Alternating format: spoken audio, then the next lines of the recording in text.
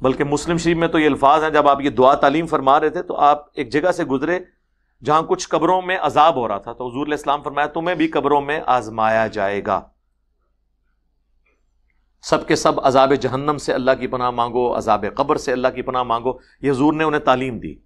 اور اس مسلم شریف کے الفاظ ہیں اس حدیث کے اندر، نبی علیہ السلام نے فرمایا میں نے ارادہ کیا کہ میں تمہیں عذاب قبر سنوا دوں، دکھا نہ دوں، سنوا دوں اللہ سے دعا کر کے، لیکن پھر مجھے خدشہ ہوا کہ تم اپنے مردوں کو دفنانا ہی چھوڑ دو گے، اس خوف سے کہ اتنا عذاب قبر ہوتا ہے.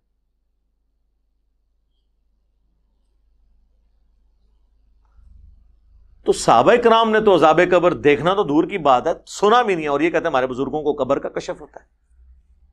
یہ فرق دیکھ لیں. تو اس کا مطلب ہے یہ صحابہ کرام سے، اہل بیت سے اپنے بزرگوں کو بڑا سمجھتے ہیں. اس کو بھی چھوڑ دیں. بخاری مسلم دونوں میں حدیث ہے، نبی علیہ السلام ایک جگہ سے گزر رہے تھے، آپ کا خچر بدک گیا. ابھی ضرور کہتے ہیں دیکھیں جی حضور علیہ السلام جس خچر پہ بیٹھے ہوئے ہیں اس کو علم الغیب آ جاتا ہے تو بزرگوں کو کیوں نہیں آتا؟ ایوی کر دینے. اس لیے آتا ہے کہ سر بزرگ جو ہے نا وہ انسان ہے، اگر ان کو علم الغیب کا ماننا عقیدہ تو ان کو پھر آپ کو پہلے خچر بنانا پڑے گا، کیونکہ بخاری میں الفاظ ہیں کہ جنوں انس کے علاوہ ہر مخلوق عذاب کو سنتی ہے. تو بزرگوں کو اگر عذاب قبر سنوانا ہے تو ان کو پہلے جانور بنوائیں.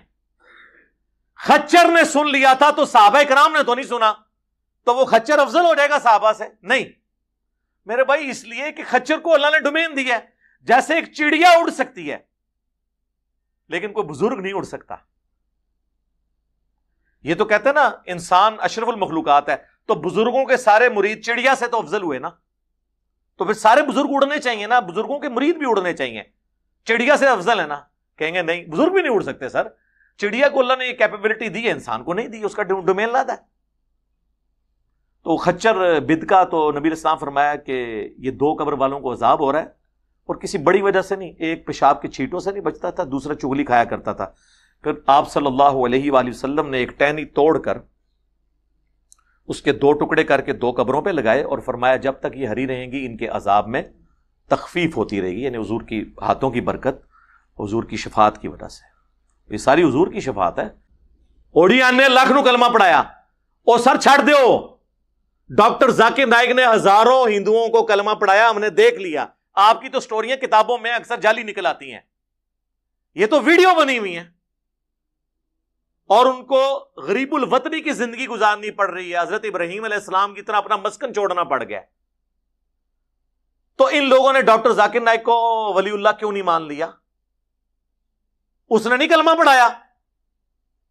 تو پھر آپ کو کہیں گے نہیں فاسق سے بھی دین کا کام لیا جا سکتا ہے. اچھا دوسرے فاسق ہو گئے تو اڈے کلمہ پڑھاونتے اولیاء اللہ ہو جان.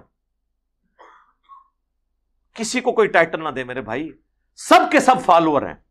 اللہ چاہے انگریزوں سے قرآن پرنٹ کروائے، اللہ تعالیٰ چاہے کسی مسلمان سے پرنٹ کروائے، اصل چیز ہے آپ نے کتابوں کو فالو کرنا ہے، اور صرف ان بابوں کو ماننا ہے جو کتابوں کو مانتے ہیں. اسی کو ہم نے سافٹ انداز میں کہا ہے کہ مرنے سے پہلے اے مسلمان کر لے اس پہ غور، کتابوں کا خدا اور ہے، بابوں کا خدا اور. بابے مانتے تو اسی خدا کو ہیں لیکن کتابوں والی کوالٹیز کے ساتھ نہیں، اپنی من گھڑت توہمات کے ساتھ. اور یقین کر اس نعرے کا اگر تو واقعی دل سے ورد کرے گا، ایک دن آئے گا تیرے اندر سے آواز نکلے گی، کیا نہ میں بابی، نہ میں بابی، میں ہوں مسلم علمی کتابی.